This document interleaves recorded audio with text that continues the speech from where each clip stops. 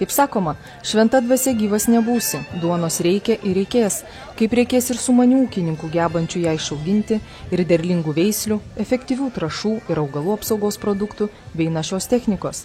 Visą tai tradiciškai besibaigiant birželį buvo galima pamatyti jau 7. kartą 3 dienas vykusioje žemės ūkio technologijų parodoje Agrovizija.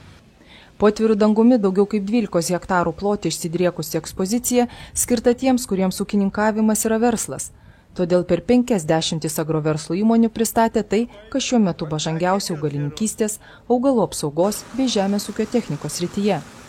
Daugelis sako, kad paroda tarsi dar viena stotelė naujai veisliai patikrinti, tad susipažinti su perspektyviausiomis grūdinių kultūrų veislėmis bei jas palyginti su žinomomis kvietė beveik 500 bandymų laukelių, kuriuose augalų apsaugos produktus gaminančios ir jais prekiaujančios Lietuvos ir užsienio įmonės demonstravo naujausių herbicidų, fungicidų, beicų, insekticidų efektyvumą.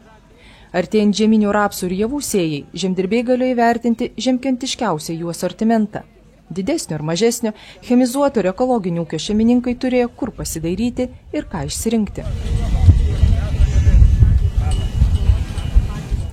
Išskirtinumo parodai suteikė Žemdirbystės instituto mokslininkų organizuojami seminarai, kur buvo galima susipažinti su naujais mokslo pasiekimais, pasikonsultuoti su mokslininkais, žemės ūkio specialistais.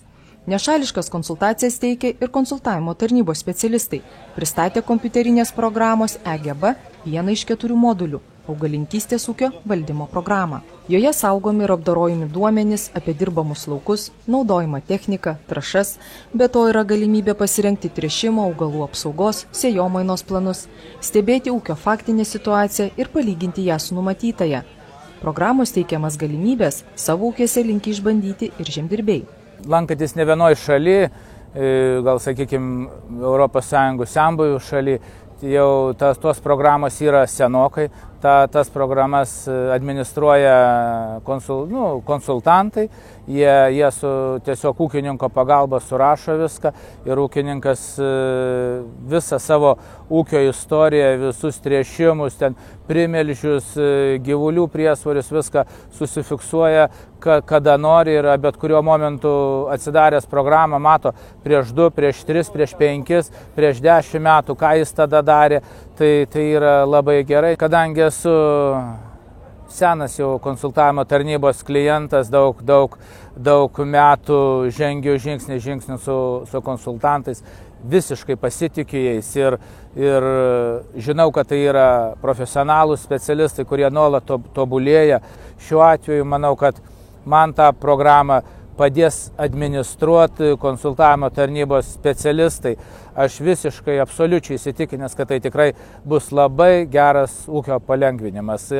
Apskaitos, pasėlių, mano ūkis augalininkystės daugiau, tai tiesiog pasėlių apskaitos, ligų prevencijos. Aš viską matysiu bet kuriuo laiku. Gerus organizatorių norius pakoregavo kelias dienas pliaupęs lietus.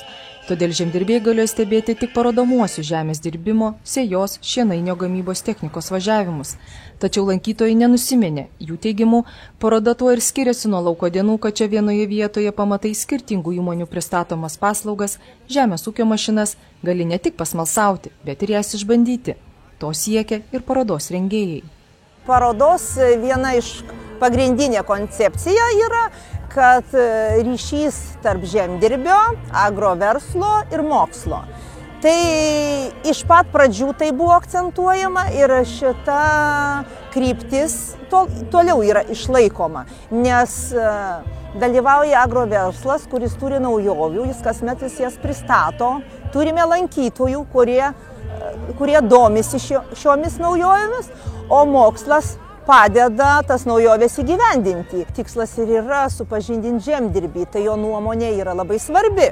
Ir kaip tik šiais metais po gero 5 metų vėl sugrįžo į parodą purkštuvų šou. O atsirado dėl to, kad jau pradėjo visi klausinėti žemdirbiai, kada bus. Tai manau, jeigu žemdirbys domisi ir dar reiškia pageidavimus, tai viskas yra gerai. Taigi, norint išvengti klaidų, verta išbandyti profesionalius patarimus ir problemas spręsti kartu, kad būtų galima įgyvendinti savo ūkio ateities viziją.